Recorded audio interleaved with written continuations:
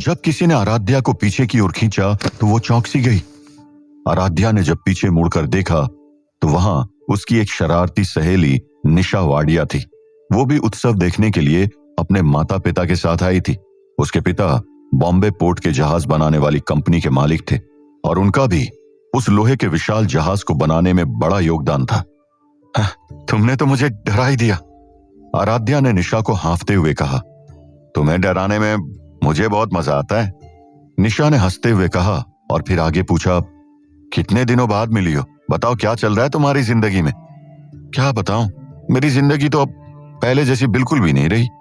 आराध्या खुशी के मारे अपने उस रहस्यमयी अनुभव को बताने ही वाली थी, लेकिन तभी उसे कुछ याद आया और उसने अपने आप को उसी पल रोक लिया। हाँ, वो तो मेरा सीक्रेट है। उफ, मेरे पेट में तो कोई बात ही नहीं रहती। इस आदत को अब मुझे बदलना होगा। क्या हुआ, क्या सोच रही हो? अरे कुछ तो बताओ, निशा ने उत्साहित होते हुए पूछा। नहीं नहीं, वो बस मैं आराध्या उलझन में पड़ गई कि अब क्या जवाब दे। फिर उसने निशा को टालते हुए कहा, अरे लगता है पिताजी मुझे आवाज दे रहे हैं, वो परेशान होंगे, मुझे जाना होगा, बाद में मिलती हूँ। कहते हुए आराध्या वहां से भाग गई।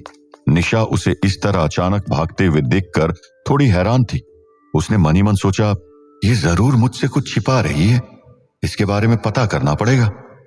इधर नील मुखर्जी उस चौल के कमरे में बैठा अपने ख्यालों में उलझा हुआ था। उसके अंदर अब एक ही इच्छा थी कि वो रहस्यमयी दुनिया के बारे में सब कुछ जान ले, समझ ले और कुछ नया सीख कर इन सब झमेलों से छुटकारा पा सके। लेकिन साथ ही उसके मन में पहले वाली भावना के विपरीत दूसरी भावना भी जाग रही थी कि सब कुछ छोड़कर कहीं भाग जाए और अपने मन को समझा ले कि जैसे कुछ हुआ ही नहीं है। हाँ, कहीं मैं पागल तो नहीं हो रहा हूं, नील ने अपने आप से कहा और अपने विचारों को काबू करने की कोशिश करने लगा। खिड़की से तेज धूप मेज पर पड़ रही थी। ऐसा लग रहा था जैसे उस पर सोने के कण बिखरे हुए हों। नील मेज को ही देख रहा था। उसे ऐसा महसूस हो रहा था जैसे कोई आशा की किरण जाग गई हो। अब वो थोड़ा ठीक महसूस करने लगा और उसे जोरों की भूख लगने लगी थी। नील ने अपना सिर झटका और मेज का सहारा लेते हुए लड़खड़ाते हुए उठ खड़ा हुआ। ओह गॉड, ये सिर दर्द अभी भी है, शायद कुछ खा लूं तो कम हो जाएगा, उसने अपने माथे को मसलते हुए कहा। नील ने सबसे पहले कमरे में जो विधि का सामान फैला हुआ था उसे उठाया, जमीन पर पड़ी धूल को भी साफ किया और फिर उसने सोचा कि वो कुछ अच्छा खाना बनाएगा। बेशक नील को अपनी पुरानी जिंदगी की बातें याद थी। मुंबई के आलीशान फ्लैट में वो अकेला रहता था। ज्यादातर वो तो बाहरी खाना खाता था, लेकिन कभी कभी अपने घर में भी इंस्टेंट नूडल्स या फिर कुछ वीडियोस देखकर अपने लिए अच्छा खाना पका लिया करता था। नील ने चूल्हा जलाया और एक बर्तन में पानी गर्म करने लगा, लेकिन वो अपनी पुरानी आदतों के चलते नूडल्स का पैकेट ढूंढने लगा। लेकिन उसे याद आया कि वो तो 1914 की दुनिया में। उसने खुद से ही मुस्कुराते हुए कहा, वाह, मैं भी क्या इंसान हूं, इस दुनिया में इंस्टेंट या रेडी टू ईट खाने का सुख कहां से मिलने वाला है, खुद ही कुछ बनाना पड़ेगा। नील कुछ सोचते हुए कमरे में टहलने लगा। फिर उसे याद आया कि बाजार से खरीदी हुई सब्जियों से वो कुछ न कुछ अच्छा तो बना ही सकता है। उसने जल्दी से थैली से 2 आलू निकाले और उन्हें नमक के पानी में उबाल कर खा लिया। फिर कुछ ब्रेड के पीसेस टोस्ट किए और उसे भी खा लिया। बाकी बचे हुए पीसेस उसने मेघना के लिए रख दी।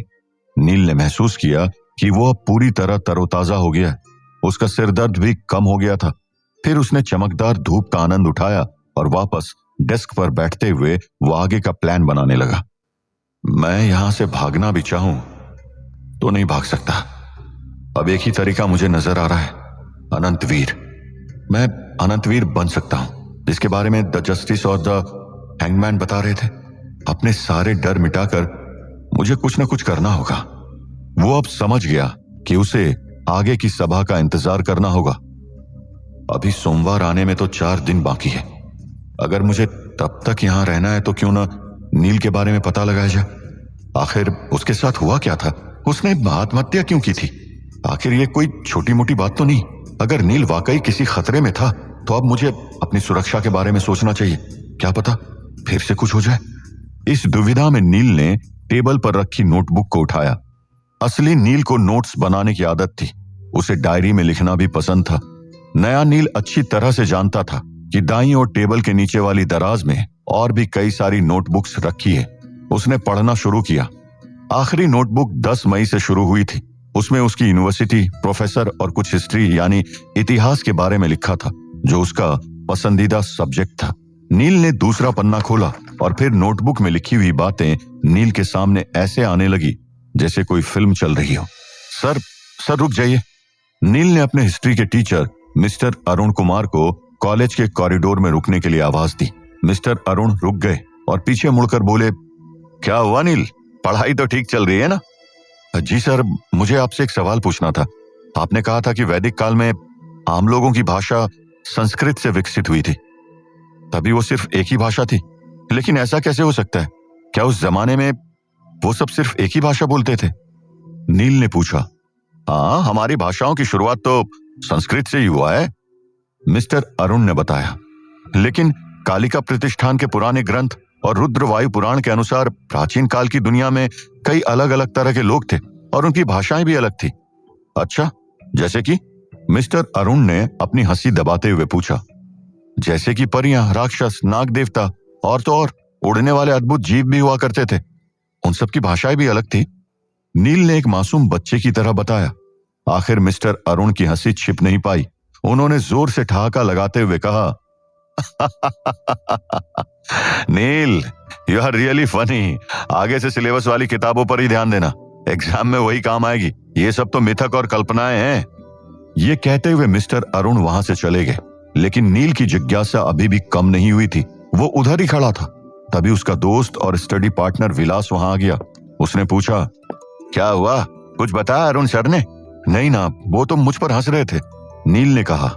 उनको छोड़ो, ये देख रहे हो? विलास ने अपनी हाथ में पकड़ी किताब उसे देते हुए कहा। हे ईश्वर, सतयुग की किताब! नील ने चौंकते हुए एक बच्चे की तरह कूदकर पूछा कि क्या ये वही किताब है जिसके बारे में मैंने तुम्हें बताया था? ये तुम्हें कहां से मिली? बस मिल गई। विलास नहीं बताना चाहता था कि उसे यह किताब कहां से मिली, लेकिन नील के जिद करने पर उसने बता ही दिया। वो आर्कियोलॉजिकल डिपार्टमेंट का सौमित्र चटर्जी तुम्हें याद है, जो पूरा दिन लाइब्रेरी में पड़ा रहता है? उसने ये किताब नैना को दी थी, क्योंकि वो नहीं चाहता था कि कोई और उस किताब को डिकोड करे। उसने नैना को दी और फिर नैना ने मुझे दे दी। फिर नील ने उस किताब को गौर से देखते हुए कहा, क्या अजीब इत्तेफाक है। किसी ने सही कहा था कि हम किताबों को नहीं ढूंढते, बल्कि किताब हमें ढूंढ लेती है। नोटबुक में लिखी हुई बातों से नए नील को कुछ अजीब सा एहसास होने लगा। उसने सोचा, ये बातें नील ने अपने मरने के करीब कुछ हफ्ते पहले लिखी है। कहीं वो रहस्यमय किताब तो नील की आत्महत्या की वजह नहीं थी। नील अपनी खुद की जानकारी के हिसाब से कुछ सोचने लगा।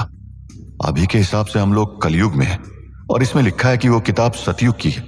सतयुग का मतलब है 4 युगों में आने वाला सबसे पहला युग। इसका मतलब जरूर कोई बहुत पुराना और गहरा राज उनके हाथ लगा होगा। नए नील ने और भी कुछ बातें पढ़ी जो नोटबुक में लिखी थी। उससे उसे पता चला कि पुराने नील को बाकी 3 युगों में कोई दिलचस्पी नहीं थी, क्योंकि उसमें सिर्फ दंत कथाएं पाई जाती थी। उसे सिर्फ इसी युग में दिलचस्पी थी जिसे देवताओं का युग भी कहा जाता था। नील ने अपनी नोटबुक में लिखा था कि सतयुग में धर्म का पूरी तरह से पालन होता था। सभी लोग सच बोलते थे, अच्छे काम करते थे और समाज में कोई भी झूठ, धोखा या हिंसा नहीं थी। वहां का जीवन आध्यात्मिक उन्नति से भरा हुआ था। लेकिन कुछ लोगों की वजह से धर्म का पतन हो गया और फिर त्रेता युग की शुरुआत हो गई। सतयुग की वो किताब शायद उन आखिरी दिनों में लिखी गई थी। ये सब पढ़ते हुए नए नील ने और आगे के पन्ने पलटने शुरू कर दिए और पढ़ते पढ़ते वापस पुराने नील की यादों में खो गया। विलास, मुझे नौकरी की बहुत चिंता हो रही है। अपनी यूनिवर्सिटी में ज्यादातर अमीर और नवाबों के परिवार के स्टूडेंट्स हैं। उनको तो आसानी से कहीं पर भी काम मिल जाएगा, लेकिन मेरा क्या? नील ने अपनी चिंता जताई। तुम कितना सोचते हो नील, फिक्र मत करो, कुछ ना कुछ जरूर इंतजाम हो जाएगा, विलास ने कहा। तुम्हें भला किस बात की चिंता होगी? तुम्हारे पिताजी तो बैंकर है ना। इधर कुछ नहीं हुआ तो तुम उनके साथ कुछ कर लोगे, नील ने ताना मारते हुए कहा। ऐसी बात नहीं है नील, मुझे पिताजी के साथ काम करने में कोई दिलचस्पी नहीं है। मेरा तो बस इतिहास या फिर आर्कियोलॉजी से संबंधित चीजों में ही मन लगा रहता है। इसलिए तो मैंने तुम्हारे और नैना जैसे दोस्त बनाए। विलास ने हंसते हुए नील के कंधे पर हाथ डालकर कहा, नए नील को समझ आ गया कि असली नील की इस विलास नाम के लड़के से अच्छी दोस्ती थी। उसने नोटबुक पढ़ना जारी रखा, लेकिन चौंकाने वाली बात यह थी कि आगे काफी कम जानकारी लिखी हुई थी, जैसे कि तारीख 18 जून और लिखा था, आखिर में ग्रेजुएट हो गया, अलविदा बॉम्बे यूनिवर्सिटी। 19 जून, मैंने सतयुग की किताब खोली, उस भाषा को डिकोड करना तो बहुत मुश्किल है। 20 जून, नैना और मैंने मिलकर पहले पेज का अनुवाद किया है। लेखक किसी सूर्यवंशी कुलनाम के परिवार का एक सदस्य था। सूर्यवंशियों का दिव्य साम्राज्य में बहुत ऊंचा स्थान था। 22 जून, उस किताब में लिखा था कि वो लेखक एक चंद्रबली नाम के व्यक्ति के साथ मिलकर एक गुप्त सौदा करने वाला है। क्या चंद्रबली का संबंध चंद्रवंशियों से है? 25 जून, नैना ने बताया कि विलास और उसे कुछ नई बात पता चली है। मुझे लगता है कि मुझे विलास के घर तुरंत जाना चाहिए। 26 जून, क्या वो अजीबोगरीब चीजें सच हैं? नोटबुक में लिखी आखिरी लाइन 27 जून की थी। एक नील को याद आया कि वो 27 तारीख को ही सीधे इस दुनिया में आया था। इसका मतलब है कि 27 जून की वो एंट्री, सब लोग मर जाएंगे, मैं भी, पुराने नील की लिखी हुई आखिरी लाइन थी। सब कुछ पढ़ने के बाद इस कंक्लूजन पर पहुंचते हुए नील के रोंगटे खड़े हो गए। नील ने उस पेज को पलटा और उस लाइन को वापस एक बार देखा। उसने सोचा, मुझे लगता है इस नील की आत्महत्या का रहस्य सुलझाने के लिए मुझे उसके दोस्त विलास से मिलकर बात करनी चाहिए और उस प्राचीन किताब को भी देखनी चाहिए। हालांकि फिल्म्स और टीवी ड्रामा देखने का अनुभव होने के कारण उसे शक था कि अगर ये सब कुछ जुड़ा हुआ है तो ये मामला बहुत खतरनाक हो सकता है, लेकिन उसे सब जानना ही था, क्योंकि इस सिचुएशन से भागना किसी प्रॉब्लम का सल्यूशन नहीं था। भागने से चीजें और भी बदतर हो सकती थी। वो असली नील की रहस्यमयी मौत और आने वाले अनजान खतरे के बारे में सोच ही रहा था, तभी दरवाजे पर अचानक दस्तक हुई। खाली गलियारे में वो दस्तकें गूंजते हुए डरावनी लग रही थी। उस वक्त तो मेघना के आने की संभावना थी ही नहीं।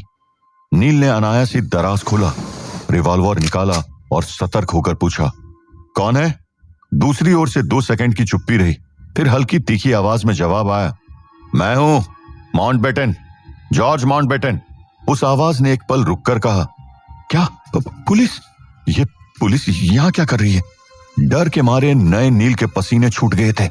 आखिर पुलिस नील के घर में क्यों आई थी? क्या असली नील की मौत के पीछे छिपे थे और कोई गहरे राज? क्या नील के दोस्त या फिर वो रहस्यमय किताब नए नील की कुछ मदद कर पाएंगे, या फिर इन रहस्यों में उलझकर विहान हमेशा के लिए नील बनकर ही रह जाएगा? अब ये क्या नई मुसीबत है? पुलिस यहां क्यों आई है? नील ने थरथराते हुए अपने आप से कहा, जॉर्ज माउंटबेटन, पता नहीं, लेकिन ये नाम कुछ सुना हुआ लग रहा है। नील ने सोचा। फिर असली नील की मेमोरीज से उसे याद आया कि वो उनके ही इलाके का एक जिम्मेदार ब्रिटिश पुलिस ऑफिसर था। उसका थाना पास की गली में ही था और उसे काफी लोग जानते थे। वो एक कठोर और क्रूर इंसान था, लेकिन उसका वो खतरनाक स्वभाव शराबी और चोरों को डराने के लिए मशहूर था। उसकी आवाज भी उसी की तरह कड़क थी। जी, मैं आ रहा हूं, नील ने जोर से जवाब दिया। दरवाजा खुलने से पहले नील ने सोचा, क्यों ना मैं इस रिवॉल्वर को दराज में वापस रख दूं। क्या पता पुलिस बाहर क्यों खड़ी है, और अगर उन्होंने किसी कारण कमरे की तलाशी ली तो मैं बेवजह फंस जाऊंगा। फिर नील का ध्यान बुझे हुए चूल्हे की तरफ गया। नील ने वो रिवॉल्वर सावधानी से चूल्हे के अंदर रख दी। फिर उसने कोयले की बाल्टी उठाते हुए कोयले के कुछ टुकड़े उस चूल्हे के अंदर डाले और रिवॉल्वर को ढक दिया। आखिर में उसने एक बड़े बर्तन को चूल्हे पर रख दिया ताकि सब कुछ छिप जाए। ये सब करने के बाद नील ने अपने कपड़े ठीक किए और जल्दी से दरवाजे की तरफ बढ़ा। दरवाजा खोलते हुए वो बोला, माफ करना, मैं सो रहा था। नील ने देखा दरवाजे के बाहर 4 पुलिस वाले खड़े थे। उनमें से 3 ने काले और सफेद रंग के यूनिफॉर्म पहने थे और जॉर्ज माउंटबेटन ने ब्रिटिश पुलिस का यूनिफॉर्म पहना था। जॉर्ज ने खांसते हुए नील से कहा, ये 3 इंस्पेक्टर तुमसे कुछ पूछना चाहते हैं। इंस्पेक्टर? नील ने स्वाभाविक रूप से बाकी 3 पुलिस वालों के कंधे पर लगे बैज चेक किए और देखा कि उनमें से तो 2 ब्रिटिश इंस्पेक्टर थे और 1 भारतीय मूल का इंस्पेक्टर था। तो ये 3 इंस्पेक्टर भी यहाँ आ गए, मतलब जरूर कुछ सीरियस बात है। नील ने सोचा और कुछ हिचकिचाते हुए कहा, आप बाहर क्यों खड़े हैं, अंदर आइए ना। सभी अंदर आ गए और फिर नील ने उनसे धीरे से पूछा, तो बताइए मैं आपकी क्या मदद कर सकता हूँ। नील ने यह सवाल पूछते हुए उन सबको गौर से देखना शुरू किया। उसने देखा कि उनमें से एक, जो भारतीय मूल का इंस्पेक्टर था, वो करीब 35 साल का एक तेज तर्रार आदमी दिखाई दे रहा था। उसने काली हैट पहनी थी। चेहरे से वो बहुत शातिर इंसान लग रहा था। ऐसा लग रहा था जैसे वो किसी का मन पढ़कर उसे डरा भी सकता है। नील ने मन में कहा, इन तीनों में सबसे ज्यादा काबिल और रौबदार इंस्पेक्टर तो यही दिख रहा है। उस भारतीय मूल के इंस्पेक्टर ने कमरे में चारों ओर देखा और फिर नील को देखते हुए गहरी आवाज में पूछा, क्या तुम विलास गुप्ता को जानते हो? अरे ये क्या, मैं अभी अभी विलास से मिलने के बारे में ही सोच रहा था और अभी ये उसी के बारे में पूछ रहे हैं। नील ने सोचा और फिर उनसे पूछा, क्यों, क्या हुआ उसे? नील की आवाज अब थोड़ी कांपने लगी थी। देखो, यहां सवाल मैं पूछ रहा हूं, तुम बस मुझे जवाब दो, उस भारतीय मूल के पुलिस इंस्पेक्टर ने कहा। वो नील की आंखों में आंखें डालकर बात कर रहा था, जैसे वो उसके मन की बात जानने की कोशिश कर रहा हो। उसके बगल में खड़े ब्रिटिश इंस्पेक्टर ने नील की हालत को देखते हुए हल्का सा मुस्कुरा दिया और उसे हल्के हाथ से डंडा मारते हुए बोला, नर्वस क्यों हो रहे हो? ये तो बस एक रूटीन इंक्वायरी है। नील ने गहरी सांस ली और अपना दिमाग ठिकाने पर लाते हुए कहा, अगर आप विलास गुप्ता की बात कर रहे हैं, जो हाल ही में बॉम्बे यूनिवर्सिटी में हिस्ट्री में ग्रेजुएट हुआ है, तो हाँ, मैं जानता हूं उसे। हम प्रोफेसर प्रकाश चंद्रा की क्लास में एक साथ पढ़ते हैं। इतना कहते ही नील का कॉन्फिडेंस थोड़ा बढ़ गया और फिर उसने आगे कहा, सच कहूं तो हम काफी अच्छे दोस्त हैं। ग्रेजुएशन के बाद से मैं और हमारी एक और दोस्त नैना अक्सर उससे मिलते रहते हैं और उसके घर भी जाते हैं। दरअसल हम एक किताब के बारे में रिसर्च कर रहे हैं, उसी के विषय में हमारी चर्चा होती रहती है। इंस्पेक्टर, उसके साथ कुछ हुआ है क्या? नील के सवाल का जवाब देने के बजाय उस भारतीय इंस्पेक्टर ने बगल वाले इंस्पेक्टर की ओर देखा और फिर उस ब्रिटिश इंस्पेक्टर ने धीमी आवाज में कहा, आई एम सॉरी, विलास गुप्ता की मौत हो चुकी है। क्या? नील ने हैरानी से चिल्लाते हुए कहा। नील के मन में तुरंत पहला ख्याल यह आया कि आखिर विलास की मौत कैसे हुई? क्या मेरी तरह उसके शरीर में किसी का पुनर्जन्म नहीं हुआ? इसका मतलब ये सिर्फ मेरे साथ ही हुआ है। फिर उसे नैना का, जो उनके साथ उनकी मौत के दिन मौजूद थी, उसका ख्याल आया। उसने तुरंत पूछा, हमारी दूसरी दोस्त नैना कैसी है? एक्चुअली मिस नैना की भी मौत हो चुकी है, उस ब्रिटिश इंस्पेक्टर ने बहुत शांति से कहा। दोनों की मौत मिस्टर विलास के घर में ही हुई, उसने आगे बताया। ओह गॉड, किसने किया ये? नील ने दर्द भरी आवाज से पूछा और माथे पर हाथ लगाते हुए हताश होकर बैठ गया। अभी तक तो कुछ खास पता नहीं चला, लेकिन ऐसा लग रहा है जैसे उन्होंने खुद की जान ली हो, पहले ब्रिटिश इंस्पेक्टर ने बताया। दीवार पर काफी खून के धब्बे थे। ऐसा लग रहा था कि शायद विलास ने अपना सिर दीवार पर मारा होगा और मिस नैना की डेथ बेसिन में चेहरा डूबने से हुई है। इम्पॉसिबल। वो मंजर सुनते ही नील के शरीर में सिरहन सी दौड़ गई, जैसे वो अजीबोगरीब घटना उसके सामने ही हो रही हो।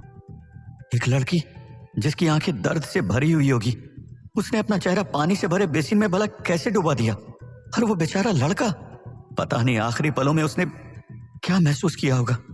नील उन ख्यालों में खोया था। तभी इंस्पेक्टर ने आगे बताया, हालांकि हमारी शुरुआती अनुमान है, क्योंकि किसी बाहर के आदमी की मौजूदगी वहां नहीं थी। उन दोनों ने तो कोई नशा भी नहीं किया था। उनकी डेड बॉडीज पर स्ट्रगल के कोई निशान भी नहीं थे। इससे पहले कि नील कुछ कह सके, भारतीय इंस्पेक्टर ने नील के कमरे में घूमते हुए पूछा, तुम विलास और नैना से आखिरी बार कब मिले थे? सवाल सुनकर नील ने सोच समझकर जवाब दिया, हम शायद 26 जून के आसपास ही मिले थे। हमने कुछ नोट्स पढ़े और फिर मैं इंटरव्यू की तैयारी के लिए अपने घर लौट आया। कौन सा इंटरव्यू? भारतीय इंस्पेक्टर ने पूछा। अभी 1-2 दिन में होने वाला है, बॉम्बे यूनिवर्सिटी के हिस्ट्री डिपार्टमेंट में, नील ने बताया। जैसे ही उसने अपनी बात खत्म की, उसने देखा कि दूसरा ब्रिटिश इंस्पेक्टर कोने में उसकी डेस्क की ओर बढ़ रहा है और उसने नील की वो नोटबुक उठाई जो थोड़ी देर पहले नया नील पढ़ रहा था। ओह शिट, मैं तो इसे छिपाना ही भूल गया। नील अंदर ही अंदर डर गया। फिर वो उसे रोकने की कोशिश करते हुए बोला, सर प्लीज, वो मेरी पर्सनल डायरी है। ब्रिटिश इंस्पेक्टर ने मुस्कुराकर उसकी ओर देखा, लेकिन उसने नोटबुक को पलटना बंद नहीं किया। देखो, हम हमारा काम कर रहे हैं, इस तरह की जांच हमें करनी पड़ती है। भारतीय इंस्पेक्टर ने नील को समझाने की कोशिश की। इस समय जॉर्ज माउंटबेटन बिना बोले बस देख रहे थे। उन्होंने उन तीनों की इन्वेस्टिगेशन में कोई दखल अंदाजी नहीं की। नील का उनसे पूछने का मन कर रहा था, आपका सर्च वारंट कहाँ है? लेकिन उसने अपने आप को रोक लिया, ये सोचते हुए कि इस जमाने में शायद ऐसी कोई बात नहीं होती होगी। What is this? ये क्या लिखा है? ब्रिटिश इंस्पेक्टर ने वो नोटबुक भारतीय वंश के इंस्पेक्टर को दिखाई और पूछा, सब लोग मारे जाएंगे, मैं भी? भारतीय इंस्पेक्टर ने नोटबुक हाथ में ली और जोर से पढ़ा। ये तो कॉमन सेंस की बात है ना, एक दिन तो सब लोग मरने ही वाले। मैं तो ऐसी एक आध्यात्मिक कविता लिखने की कोशिश कर रहा था। नील चालाकी से ऐसा ही कुछ जवाब देने के लिए तैयार था, लेकिन उसने अपने आप को रोका। उसने सोचा, ये लोग ज्यादा शातिर हैं, कोई शक या फिर किसी न किसी सुराग की वजह से यहाँ पर आए। मैं फालतू का कोई बहाना नहीं बना सकता। उसने 1 सेकंड से भी कम समय में निर्णय लेते हुए अपना सिर दबाते हुए दर्द भरे अंदाज में जवाब दिया, मुझे नहीं पता, मैं सच कह रहा हूँ, मुझे कुछ भी नहीं पता। मैं जब आज सुबह उठा तो मुझे कुछ ठीक नहीं लग रहा था, मेरी याददाश्त भी कमजोर हो गई थी। मुझे तो ये भी नहीं पता कि मैंने ऐसा विचार क्यों लिखा। मुझे ऐसा एहसास होने लगा कि मैं कुछ बातें भूल सा गया हूँ। नील ने सोचा था कि कभी कभी सीधे सादे तरीके से सच कह देना समस्या को सुलझाने का सबसे अच्छा तरीका होता है। बेशक इसके लिए स्किल्स की जरूरत होती है, जो नए नील के पास उसके बचपन से थी। तुम्हें क्या लगता है, हम सब बेवकूफ हैं? जॉर्ज माउंटबेटन ने गुस्से से अपना हाथ टेबल पर पटकते हुए कहा। उसे लगा कि नील का इतना बड़ा झूठ उसके और उसके साथियों की बुद्धिमत्ता का अपमान है। मैं सच कह रहा हूं, प्लीज मेरा यकीन कीजिए। नील ने उनकी आंखों में देखते हुए ईमानदारी से जवाब दिया, हो सकता है ये सच बोल रहा हो, ब्रिटिश इंस्पेक्टर ने कहा, और भारतीय इंस्पेक्टर ने भी उसमें हामी भरी। क्या इन लोगों ने सच में मान लिया है? अब खुद नील भी उनका जवाब सुनकर हैरान था। फिर भारतीय इंस्पेक्टर मुस्कुराया और उसने कहा, 2 दिनों में एक एक्सपर्ट स्पेशलिस्ट यानी कि एक खास विशेषज्ञ आने वाली हैं। यकीन मानिए वो आपकी खोई हुई यादें वापस लाने में मदद कर सकती हैं। क्या कहा इन्होंने? स्पेशलिस्ट? और वो भी मेरी यादें वापस लाने में मदद करेंगी? क्या वो कोई साइकोलॉजिस्ट तो नहीं? ये सोचते हुए नील के माथे पर शिकन आ गई। ओह गॉड, अगर मेरी 2024 की असली जिंदगी की यादें इनके सामने आ गई तो आफत आ जाएगी। नील ने सोचा। आखिर में ब्रिटिश पुलिस इंस्पेक्टर ने उसकी नोटबुक मेज पर रख दी, लेकिन जाते जाते उसने कमरे की तलाशी भी ली। किस्मत से उसने दूसरे नोटबुक्स और बाकी किताबों पर ज्यादा ध्यान दिया, और इस वजह से चूल्हे की तरफ उसका ध्यान नहीं गया, जहां नील ने रिवॉल्वर छिपा कर रखी थी। ठीक है नील मुखर्जी, तुम्हारे सहयोग के लिए धन्यवाद। हम सलाह देते हैं कि तुम आने वाले दिनों में बॉम्बे प्रेसिडेंसी छोड़कर मत जाना, और अगर तुम्हें कहीं जाना हो तो यहाँ के लोकल थाने में जाकर जॉर्ज माउंटबेटन जी को बता देना, नहीं तो तुम्हें फरार माना जाएगा। भारतीय इंस्पेक्टर ने चेतावनी दी। क्या बस इतना ही? कोई और सवाल? डिटेल्स में जांच पड़ताल, 3rd डिग्री टॉर्चर? कुछ नहीं? Thank God. नील की जान में जान आ गई। उसने तो सोच लिया था कि पता नहीं इस जमाने में किस तरह से इन्वेस्टिगेशन होती होगी। वो हर संभावना के लिए तैयार था। वो लोग जब जाने लगे तब उसने राहत की एक लंबी सांस ली। फिर भी नील विलास और नैना की मौत की अजीब घटनाओं को खुद भी सुलझाना चाहता था, इसलिए उसने हाँ में सिर हिलाया और कहा, जी मैं इसी शहर में हूं और अपनी तरफ से मदद करने की पूरी कोशिश करूंगा। इंस्पेक्टर एक एक करते हुए कमरे से बाहर चले गए, और अंत में खड़े भारतीय इंस्पेक्टर ने अचानक नील के कंधे पर थपकी दी।